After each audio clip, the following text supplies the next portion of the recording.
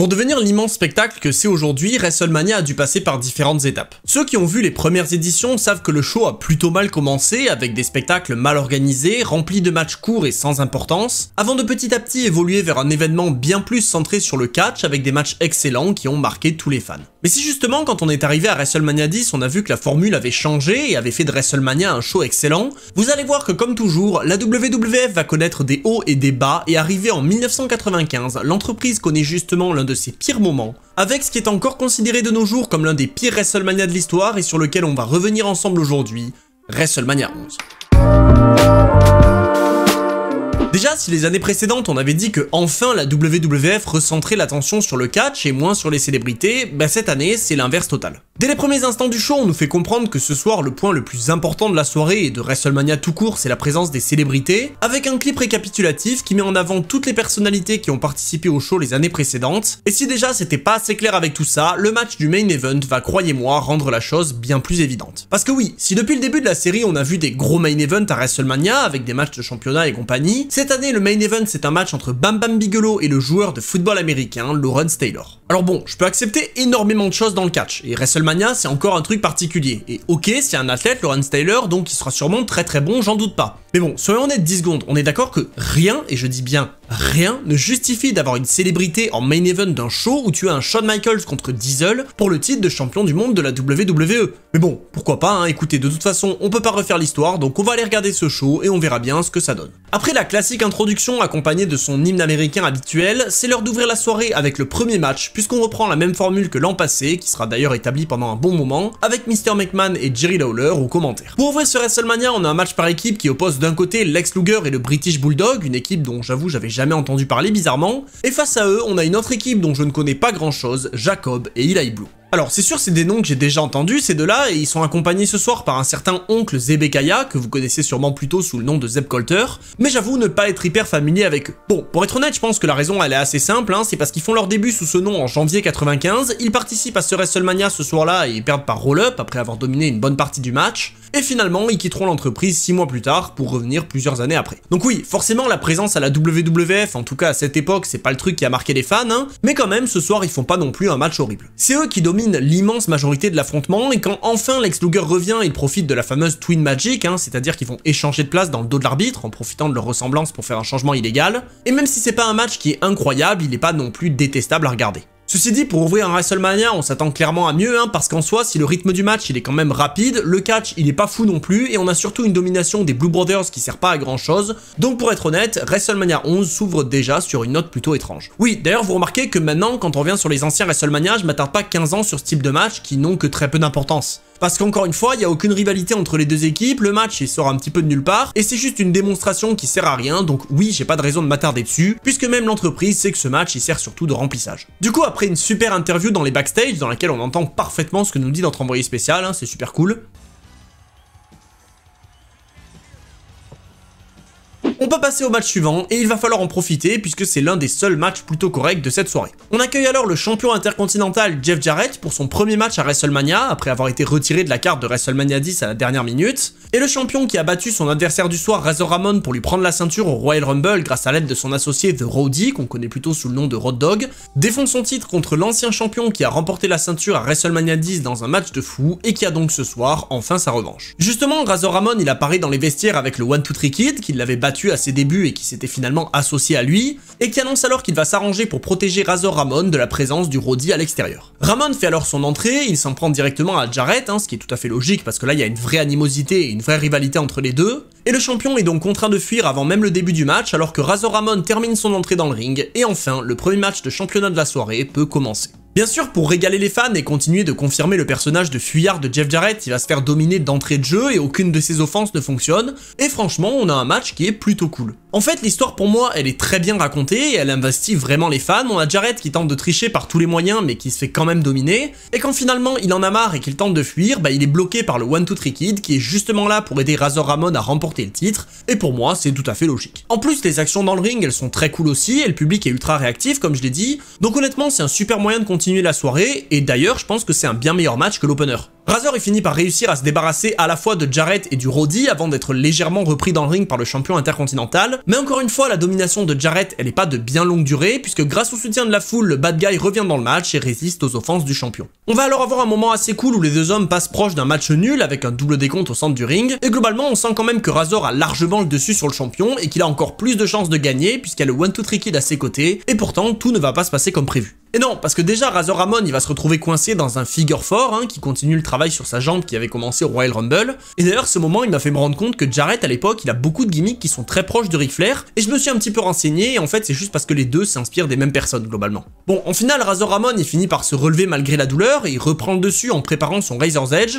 mais alors que le champion s'apprête à se faire détruire et à perdre sa ceinture, le Roddy vient le sauver et cause alors une disqualification, permettant à Jarrett de certes perdre le match, mais de quand même conserver sa ceinture. Comme on s'y attendait après ça finit enfin par partir dans tous les sens avec le 1-2-3 kid qui détruit Jarrett et le Roddy avant de lui-même se faire éclater, et le match finit alors en bagarre générale avec des arbitres qui doivent venir pour séparer tout le monde. D'ailleurs il y a un des arbitres qui ressemble à Eric Bischoff, mais bon ça on va pas le mentionner. Mais bon, pour revenir sur le match, autant je suis pas hyper fan des finishes par disqualification, et je le dis chaque année depuis qu'on parle des WrestleMania, autant là ça me paraît quand même assez logique et justifié au vu de l'histoire qui est racontée. D'autant que cette fois-ci, la rivalité entre les deux, elle va réellement continuer après ça, avec de très nombreux matchs jusqu'à l'été et un nouvel échange de titres, ce qui pour moi est donc hyper logique. Mais allez, après ce match plutôt bon, on va devoir enchaîner avec le match suivant, celui du retour de l'Undertaker à WrestleMania, qui malheureusement, vous allez le voir, n'est pas très glorieux. Et oui, parce que l'an dernier à WrestleMania 10, l'Undertaker était blessé, et donc il n'avait pas eu de match sur la plus grande scène du monde, et lui qui est alors toujours invaincu avec 3 victoires et aucune défaite, s'apprête à affronter son rival de l'époque, King Kong Bundy. À ce moment-là, le Deadman est en rivalité contre la $1 Million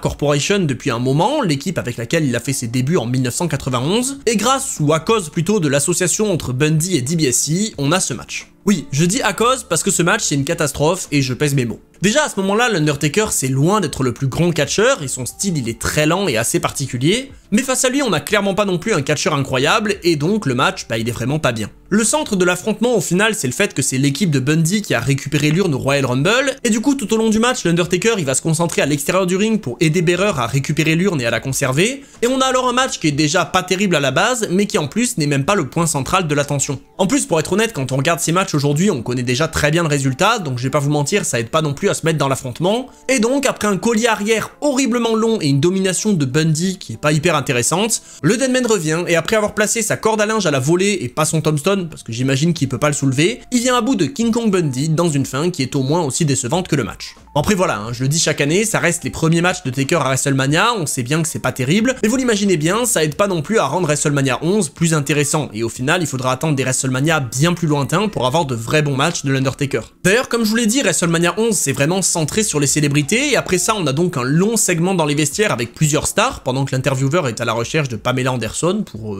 oui pareil, pourquoi d'ailleurs, pourquoi il fait ça on sait pas. Mais bon allez, le temps qu'il la trouve, nous on va pouvoir passer à la suite. La suite justement c'est un match par équipe qui oppose l'homme qui nous a offert l'un des matchs de la soirée l'an dernier, un match qui était vraiment très bon, je parle évidemment de Owen Hart, qui ce soir est accompagné par un partenaire mystère qui va pas rester mystérieux bien longtemps puisque c'est finalement Yokozuna qui fait son entrée pour se joindre à Owen et affronter les Smoking Guns. Bon, le match il reprend globalement des histoires de l'année précédente, puisque Brett, le frère de Owen, a justement battu Yokozuna l'an dernier pour devenir champion du monde, mais surtout ce qui est important de noter c'est que c'est le premier match de Yokozuna depuis les Survivor Series, soit presque 6 mois plus tôt, et son retour fait vraiment plaisir. En soi, si l'équipe entre Yokozuna et Owen Hart elle est assez surprenante, elle va finalement plutôt bien fonctionner contre une équipe qui elle est bien rodée, et même s'il est pas exceptionnel, j'ai quand même trouvé ce match plutôt correct. Bien sûr, Owen est toujours aussi bon, et ça bouge pas, et les Guns ils sont pas mauvais non plus, avec un Yokozuna qui lui est très limité mais qui reste pas longtemps dans le ring pour quand même rester dominant. Et le seul problème au final, c'est qu'encore une fois, ça a beau être correct, c'est pas génial non plus, et depuis le début, on a eu aucun très bon match. Donc quand ça fait 1 heure que tu regardes un show, ça commence à devenir inquiétant. Et là en l'occurrence, même si on a quelques combinaisons en équipe des champions qui sont très cool et de bonnes actions de Owen Hart, ça rend pas pour autant le match exceptionnel, et finalement le point central c'est plutôt Yokozuna qui est très dominant et qui fait la différence dès qu'il est dans le ring.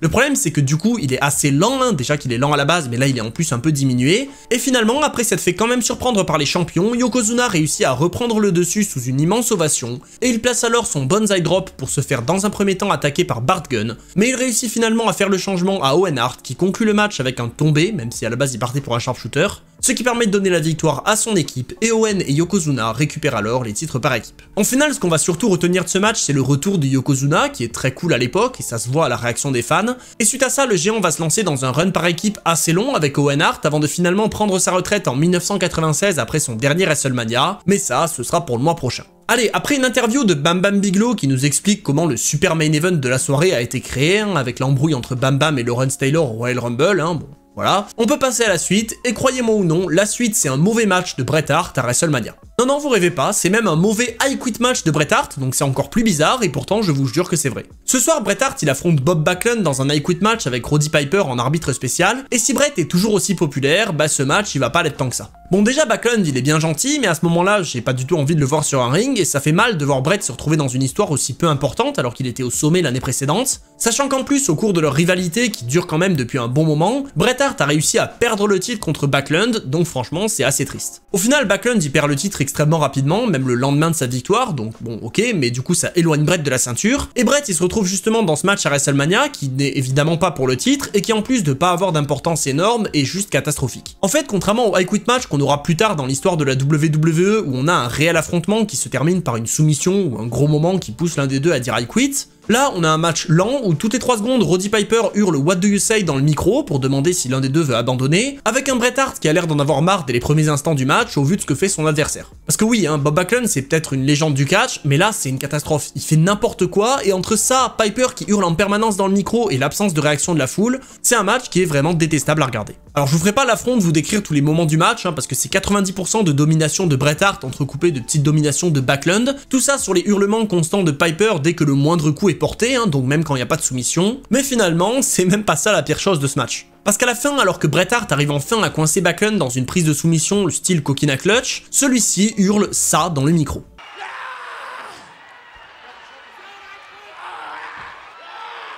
Oui, voilà, alors je sais pas si certains d'entre vous ont entendu I Quit là, parce que ça veut rien dire, il y a même pas de mots dans ce qu'il gueule, et pourtant, Piper, lui, je sais pas ce qu'il a fumé, mais il entend I Quit, et il décide donc de sonner la cloche pour mettre un terme au match, et donner alors la victoire à Bret Hart après quasiment 10 minutes d'un match tout bonnement insupportable. Bon, vous l'imaginez bien, il y a personne qui comprend quoi que ce soit dans l'arène, mais les fans ils finissent quand même par ovationner Bret quand ils comprennent finalement qu'il a remporté le match, et même si j'ai troll en disant que Piper avait entendu I Quit, je pense que dans les faits c'est juste Backlund qui a réussi à oublier ce qu'il devait dire dans le match, c'est-à-dire I Quit, mais bon, bref, si vous regardez WrestleMania 11, déjà ne le faites pas, mais n'allez surtout pas voir ce match. Et maintenant, par pitié qu'on passe à autre chose, parce que ce match, il est juste nul, et même Bret Hart, il reconnaît aujourd'hui que c'est le pire match en pay-per-view dans sa carrière. Allez, maintenant il nous reste 2 matchs, et j'ai une bonne et une mauvaise nouvelle. Bon, je commence par laquelle? La bonne? Ok, bon, la bonne nouvelle, c'est que dès maintenant, je suis en live sur Twitch pour le tout premier live de 2024, et je vous attends là-bas pour discuter catch et se régaler pour une nouvelle année. Non, bon allez, j'arrête, c'est bon. Premier degré, je vous donne la vraie bonne nouvelle, c'est que là, on s'apprête à avoir le meilleur match de la soirée. Bon, la mauvaise, vous l'aurez bien compris, c'est que même si ce match, c'est le match pour le titre de champion de la WWF, c'est pas pour autant le main event, et le match qui a cette place et qui vient juste après, lui, il est pas aussi bon.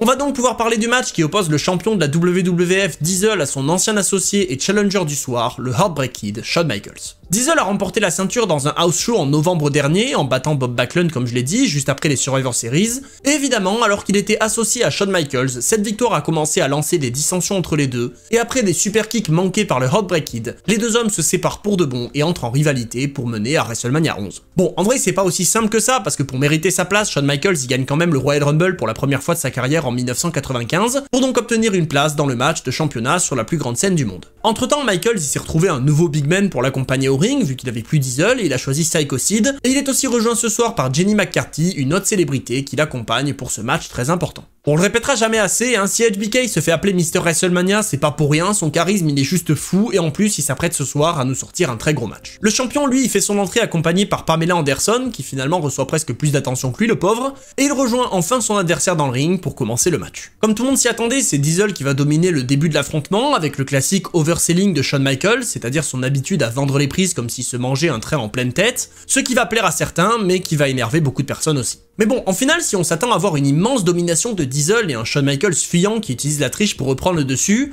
au final, c'est pas tant ça qu'on va avoir. Parce que oui, Michaels y joue parfaitement le rôle du heel, ça y a absolument aucun doute, mais il a quand même des moments de domination, et il en a d'ailleurs beaucoup, où il va dérouler sur son adversaire, ce qui pour autant n'empêche pas Diesel d'avoir l'air dominant, puisqu'encore une fois, dès que Michaels subit la moindre prise, elle a l'air extrêmement destructrice. Au final, on a vraiment un match très cool, en tout cas c'est ce que j'ai trouvé, et il fait surtout du bien sur la carte, parce que je vous jure que j'attendais qu'une chose, c'était d'avoir un bon match dans cette soirée. Et justement, Michaels, il nous sort de beaux topés sur le champion qui font bien réagir les fans, parce que je pense que eux aussi, ils attendaient qu'une chose, c'était de voir du bon catch. Du coup, Shawn Michaels et Diesel, ils vont continuer à dérouler dans le ring pour réveiller les fans et un petit peu augmenter la qualité de ce show, avec Michaels qui est réellement au-dessus de son adversaire pour le coup, à tel point que les fans, ils vont carrément finir par le soutenir, alors qu'à la base, il est censé être heel et que, il fait absolument rien pour être apprécié. Mais bon, encore une fois, c'est juste l'illustration parfaite de son talent, et aussi c'est le fait que Shawn Michaels à l'époque il était détestable et il n'hésitait pas à se mettre en avant plus que son adversaire, et tout compte fait, je me dis qu'il aurait presque pu gagner le titre ce soir-là. Finalement, il va quand même se faire reprendre par Diesel, mais alors que le champion domine à l'extérieur du ring, l'arbitre il tombe et il se fait mal à la cheville apparemment. Je sais pas, c'est juste Vince qui dit ça aux commentaires, mais on voit absolument rien vu que la caméra elle se concentre sur l'action. Mais mine de rien, ce moment il est quand même très important, puisqu'à peine revenu dans le ring, HBK surprend son adversaire avec un super kick, qui aurait pu lui donner la victoire, mais avec l'arbitre KO à l'extérieur, Michaels ne peut pas remporter le titre. Alors, c'est un peu bizarre comme idée parce que Michaels, encore une fois, il est censé être heel, donc il n'est pas du tout censé être soutenu, et je trouve que cette situation, elle donne presque encore plus envie de l'applaudir. Mais bon, soit, pour rester dans le personnage de heel alors que l'arbitre est revenu dans le ring et que Diesel s'est dégagé du super kick, Sid retire la protection du coin pour aider Shawn Michaels, mais évidemment c'est lui qui se fait envoyer dedans, enfin à peu près, ce qui permet alors à Diesel de reprendre le dessus et de dérouler avec ses prises classiques, pour finir par porter sa powerbomb de manière catastrophique et river les épaules de Shawn Michaels pour conserver son titre. Alors en soi, oui, ce match c'est pour moi et pour beaucoup le match de la soirée, mais on va pas se mentir, les autres sont pas terribles, et c'est surtout parce que Michaels il porte le match à un point qui est assez fou. Et le champion finalement il passe pas du tout pour un mec ultra fort, alors qu'on a quand même l'impression que c'est l'objectif, à tel point que pendant le match il finit carrément par se faire huer. D'ailleurs, Shawn Michaels il va finir par faire un face turn un mois plus tard, alors que Diesel lui il va progressivement faire un heel turn pour embrasser pour de bon son côté méchant en 1996, donc je pense que clairement ce match était les prémices de tout ce qui allait arriver. Malgré tout, on a quand même un bon match, on va pas se mentir, avec une fin très cohérente et un Shawn Michaels toujours aussi bon, donc ça fait vraiment plaisir, et ce match aurait à mes yeux clairement dû être le main event. Oui, parce que vous l'aurez compris, on en a parlé tout au long de la soirée, c'est l'heure d'arriver au match entre Bam Bam Bigelow et Lawrence Taylor, et franchement, j'ai pas envie de voir ça. Y'a aucun souci, j'aime beaucoup Bam Bam, mais je suis désolé, je veux pas le voir affronter un joueur de foot américain en main event de WrestleMania, non, ça n'a juste aucun sens. Alors ok, pour essayer d'amener un peu plus d'attention sur le truc, on accueille quelques catcheurs et des joueurs de football américain de l'équipe de Lawrence Taylor avant le match, enfin en tout cas j'imagine, je sais pas, je connais pas, donc j'en sais rien. Parce que oui, ce main event, moi je m'en fous totalement, ok, si t'es fan de la NFL, probablement que ça te régale et que tu connais tout le monde, mais moi là, c'est vraiment le dernier truc que je veux voir. Alors, faut pas non plus complètement critiquer ce match, parce que c'est quand même un bon choix d'avoir pris Bam Bam Bigelow pour affronter Lawrence Taylor, parce que c'est un très bon catcheur, et donc en finale, le match, il est loin d'être horrible, mais encore une fois, je le répète, il a rien à faire en main event. D'entrée de jeu, Lawrence Taylor, il va réussir à prendre le dessus sur Bam Bam sous une immense ovation, ce qui montre que quand même les gens qui connaissent, ils apprécient, et franchement, je le dis, il est vraiment pas mauvais pour un non-catcheur, ce qui au final rend le match plutôt correct.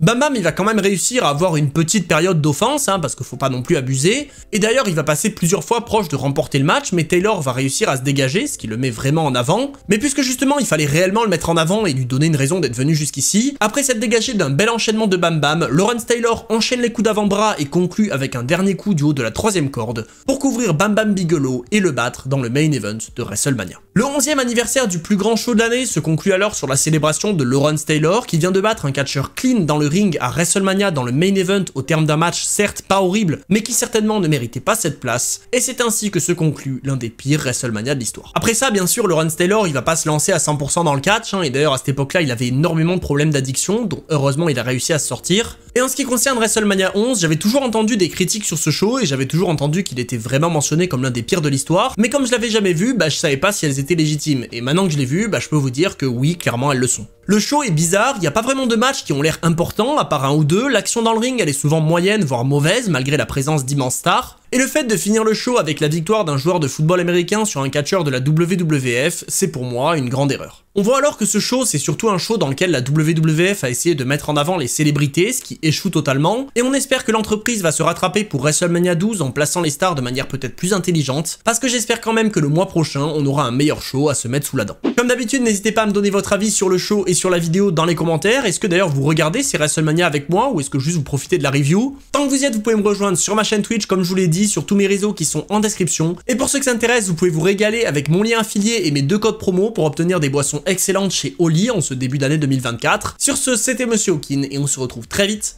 pour d'autres histoires.